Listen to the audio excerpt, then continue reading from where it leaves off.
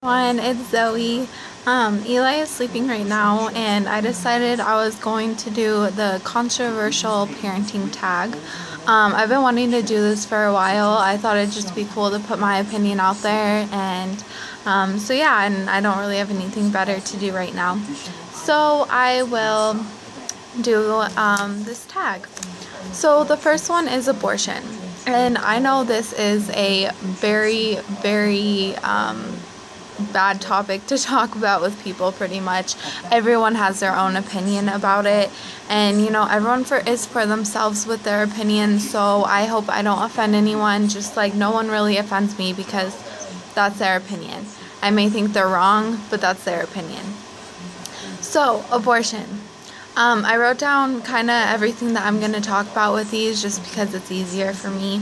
So, personally, I could never get an abortion. I don't believe in getting an abortion. I don't think I could ever handle it. I don't think my body could handle it. And, I would do anything for my baby. And now that I have a baby, I know I could never get an abortion.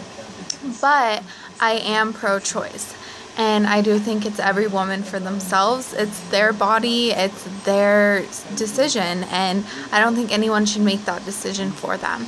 On top of that, though, I do not think women should use abortion as a form of birth control. I do not believe in that whatsoever. I know there's women that do, and I don't think that's right, but, it's their body. They can decide what they want to do. So yeah, that is what I believe with abortion. Obviously, there's probably a lot more I could talk about, but that's just kind of the simple explanation of how I feel about it. So the second one is circumcision. I think either is fine if you don't want to circumcise your baby, or if you do, I think that's totally fine. Either way is normal, I think, and I know not circumcising is getting a lot more common. But, I think it's totally up to the parents, and either way is totally fine. In Eli's case, I did let his dad decide, and so that's just kind of, I think the dad is the one that should be able to decide for their son.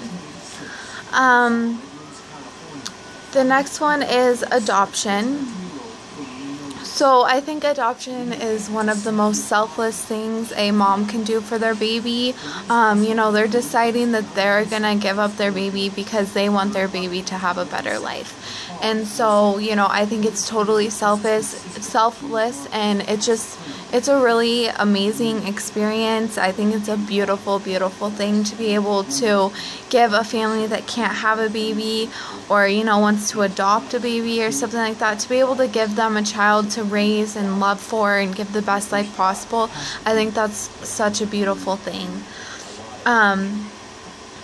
I would much rather a woman do adoption rather than abortion, but like I said, it's totally up to the mom.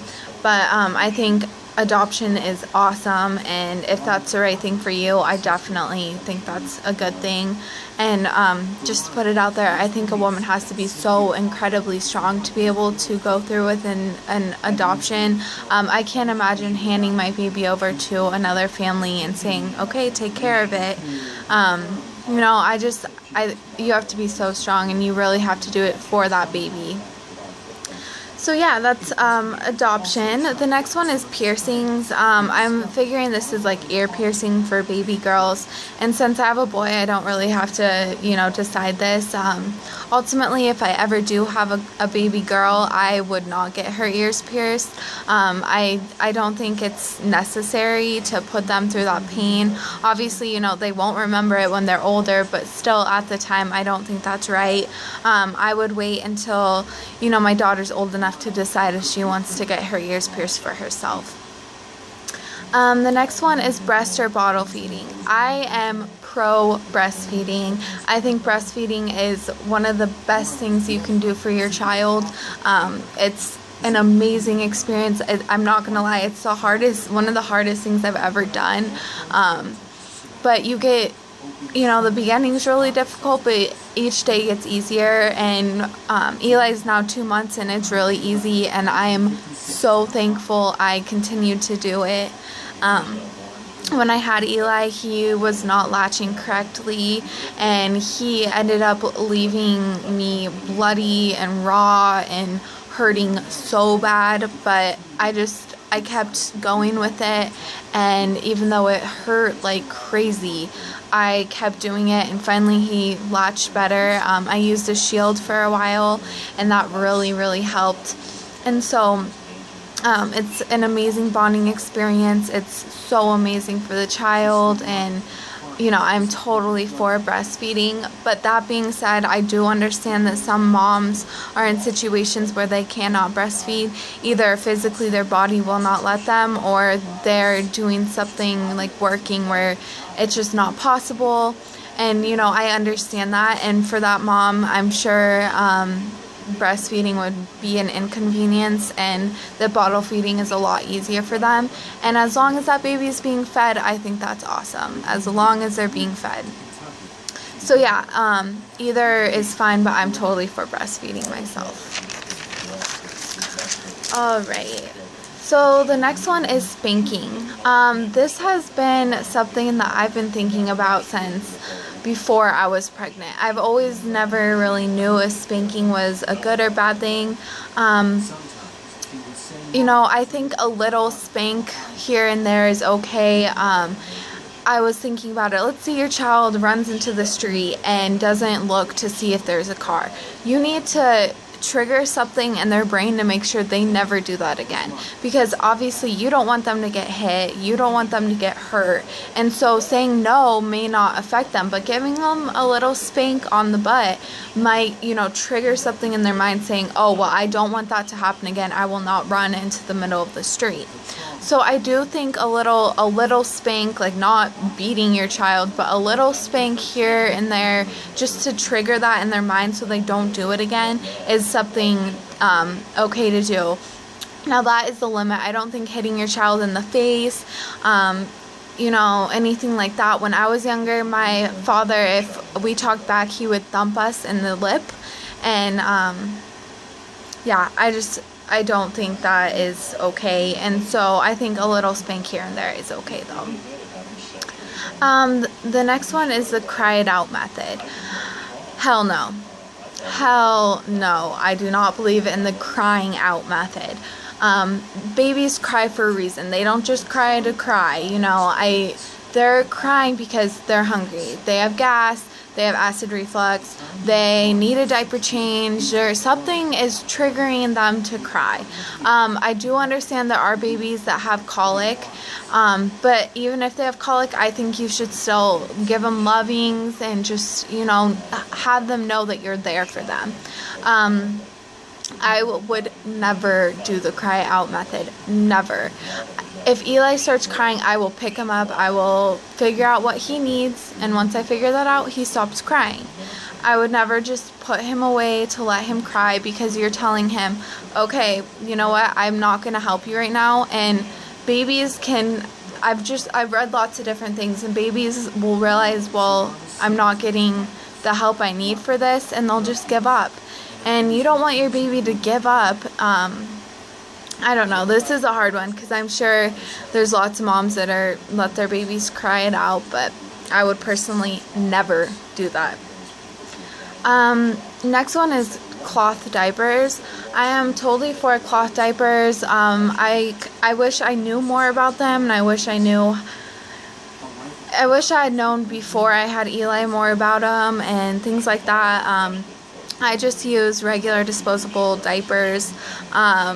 But, if I would have known more about cloth diapers and how to get them and how to clean them and stuff, I think that would have been really cool to be able to do that. But in my circumstance right now, I'm not using cloth diapers, but I think they're really awesome. The next one is vaccines. I think vaccines that are needed for your child, you should definitely get. They can prevent a lot of diseases and things like that. But extra things that they don't really need, I don't think they should get, like the flu vaccination. I'm sure there's so many people who would be like, are you crazy? I don't get the flu vaccination. I don't want to. I hear from doctors, nurses, many different people, you need to get that. You have a newborn. And I do understand, I don't want him to get the flu, but I've just read a lot of things about it. I have my own thoughts about it, I guess you could say, and I don't think like extra vaccinations are good. Medicating your child. So I think yes, when it is needed, when it is definitely needed, it is totally fine to medicate your child. If they have a cough or a cold, you can give them some medicine. Eli just got his 2-month shots and he was in a lot of pain, so I gave him Tylenol and Motrin, and you know, it really helped him. It helped him sleep, and I know it helped the pain. So when it's needed, yes, I definitely think you should be able to use that medication on your child. I really do believe medicine is there for a reason, so you should use it if needed. That being said, if they have a little cough, no, but if they're, you know, if it's bad enough where you think they need medicine, then yes. Okay, next one. So public or homeschool? Definitely public school, I think, is a good thing. It teaches your baby how to your child how to interact with other children. You know, it's a lot easier for the parents. You can work, you can do your own thing while your kid's at school. It sets them up for good friendships and relationships, and teaches them, you know, how to behave around other kids and kind of in the real world. But I do feel that if public school does not work for your child, that homeschool can be a very good thing as well, or online school.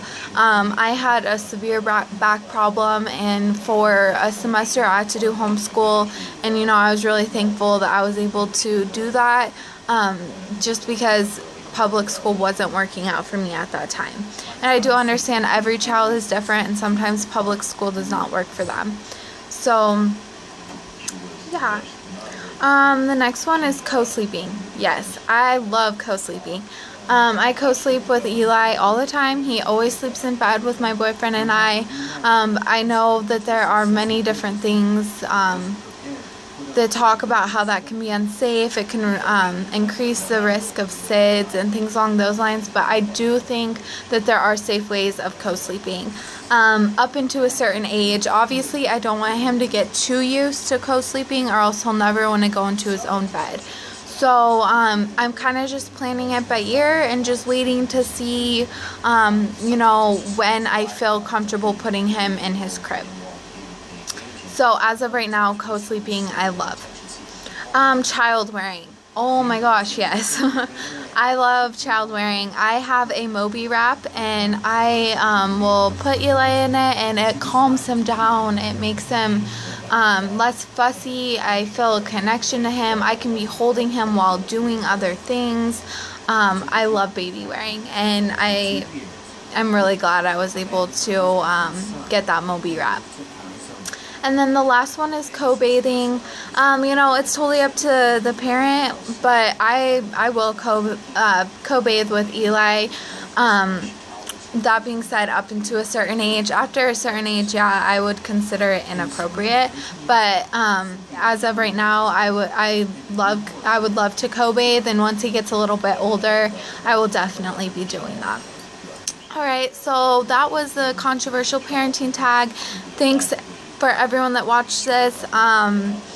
If you have any questions or anything, I mean, go ahead and ask me. And like I said, these are my opinions, and so everyone has their own opinions, and what you think is, you know, what you think, and what I think is what I think. So I thought I'd just put some of my opinions out there. Thanks for watching. Bye.